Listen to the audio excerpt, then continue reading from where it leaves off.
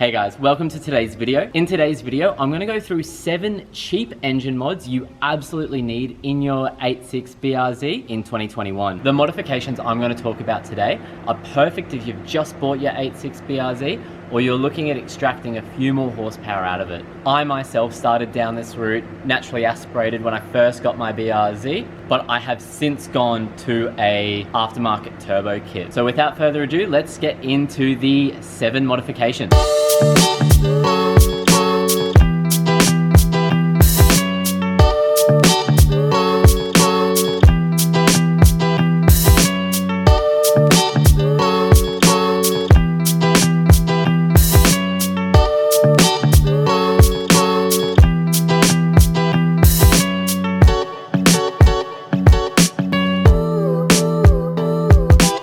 So the first modification I recommend you do if you're looking for a little bit more horsepower, if you've just bought your 8.6, is to start with a set of headers. When buying aftermarket headers, you've got 2 options. You've got equal length headers and your unequal length headers. The main difference between these 2 types of headers is the sound that it will generate. An unequal length header will have more of that classic Subaru rumble, where an equal length header will sound a little bit cleaner, a little bit more crisp, more like a regular 4-cylinder in a way.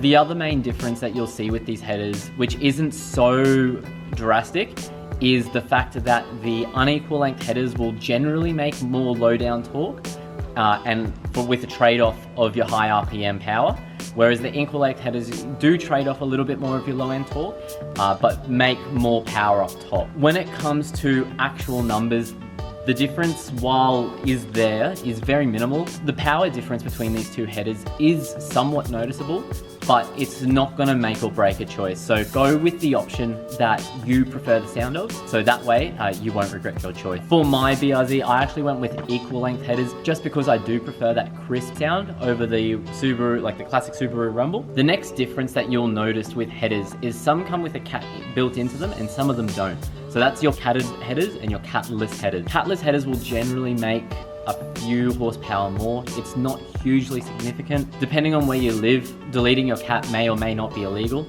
So just double check with your local laws to see if you can get away with taking your cat out, or if you're willing to make that risk. Whichever set of headers that you choose, both will give a significant sound increase to the vehicle, as OEM headers are the most sound restrictive part of the exhaust. So I do recommend doing your headers before doing the cat back part of your exhaust, purely because pretty much the sound that you get out of the headers will be amplified by the choice of the catback system that you choose. So once you've got your headers in, you can decide from there if you want to go with a quieter catback or a louder catback to give you that overall volume. But the main decision of tone and actual sound will come from the headers themselves. 2 things you need to know about changing your headers.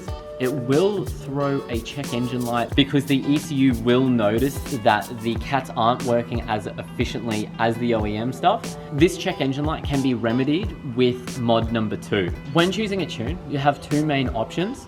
One's just a generic flash tune and one's going through a custom dyno tune. If your car is relatively stock in terms of just headers, aftermarket, engine parts, etc., I would recommend going with a generic flash tune. Just because they're generic doesn't mean they're bad. They're actually generally really well finished. When you go to a custom dyno tune, not all tuners are created equal.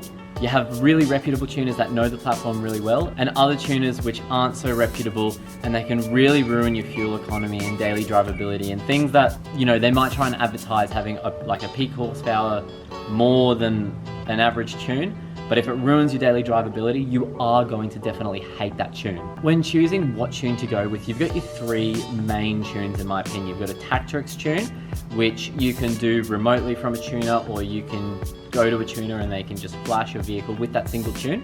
You've also got your OFT tunes, which is where you buy the dongle, plug it in yourself, select the modifications you've got on the little tablet they give you, and from there it uploads the flash tune for your specific modifications.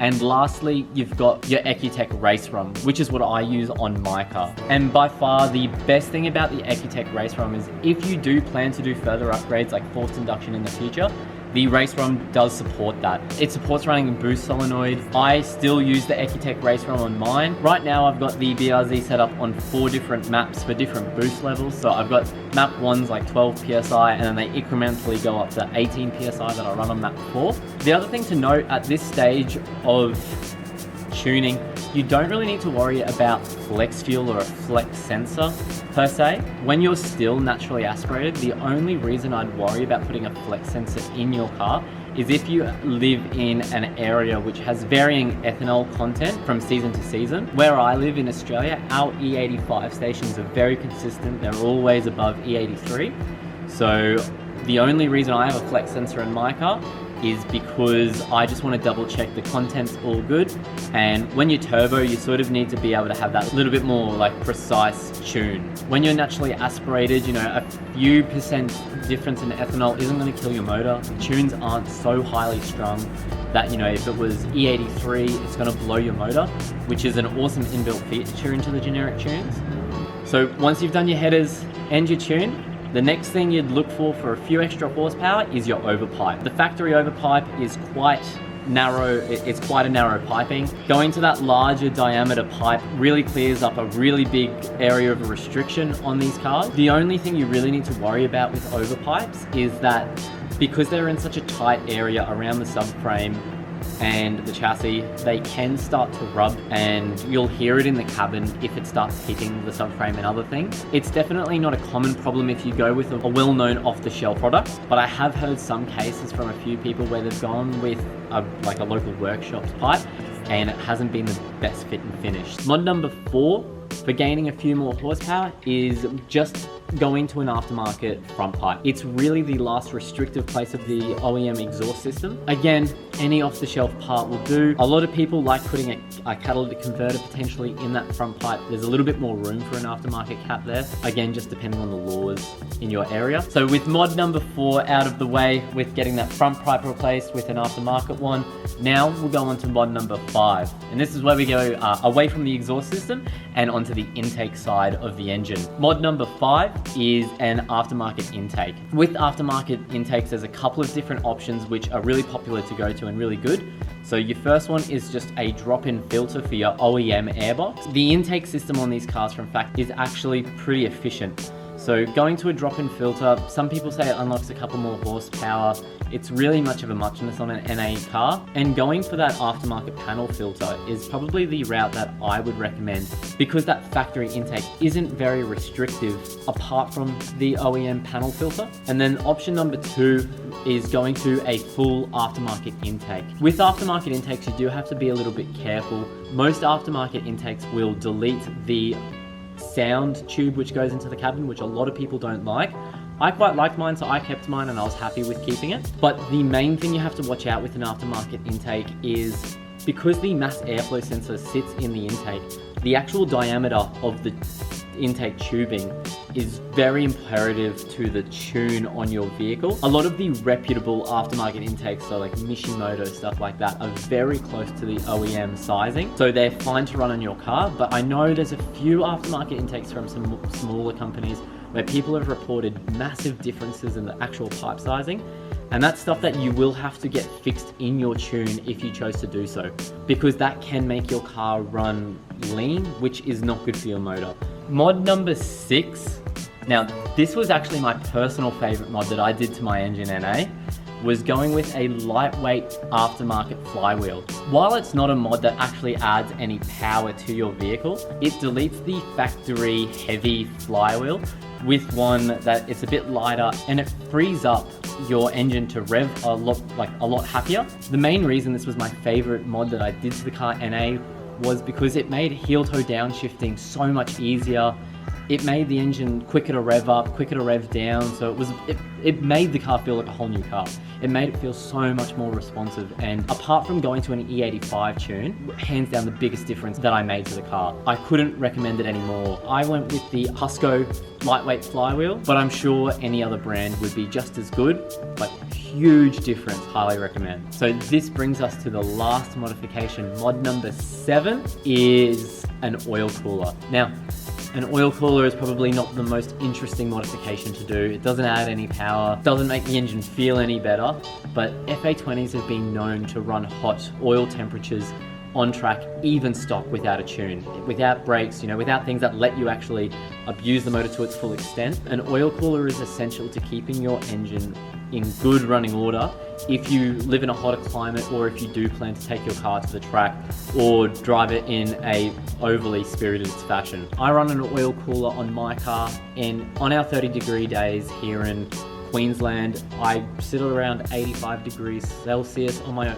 oil temps, and that's with a turbo installed on the car. I notice going up hills, oil temperatures can quickly go over 100 degrees, but once you get some airflow running in, it cools right back down to that 85 within sort of 30-45 seconds. So an oil cooler is definitely essential, considering just how quickly those oil temperatures can start to go up once you start ragging on the car in a spirited fashion. But yeah guys, that does it for the 7 cheap engine mods that I recommend doing to your NA86 or BRZ. A few of you in the know with these cars will probably notice I've left a couple of common mods off this list. The aftermarket block spacers that some companies sell, as well as lightweight crank pulleys. I would sort of put these in a category of mods to avoid, to be honest. The block spacers on themselves on a stock car have been proven to make a little bit more power, but once you do your intake and aftermarket exhaust, those block spacers don't make any noticeable difference to the power output of your FA20. And the idea behind those block spacers is they play with the volumetric efficiency of the engine, which means they can be harder for a tuner to account for. While they're not necessarily the worst mod to put on your car, I would sort of recommend saving your money and putting them into headers, or putting them into a tune or an intake or something like that, which will make a much more noticeable difference. And onto that last modification I mentioned, the lightweight pulleys. It has the same premise behind it as a lightweight flywheel, where it frees up a bit more weight in the rotational mass of the engine. I'm not saying it doesn't really make a difference, but the difference is fairly minuscule. If you like the engine bling side of it, 100% go for it. They look awesome, especially the kit by Raceng. It looks so good.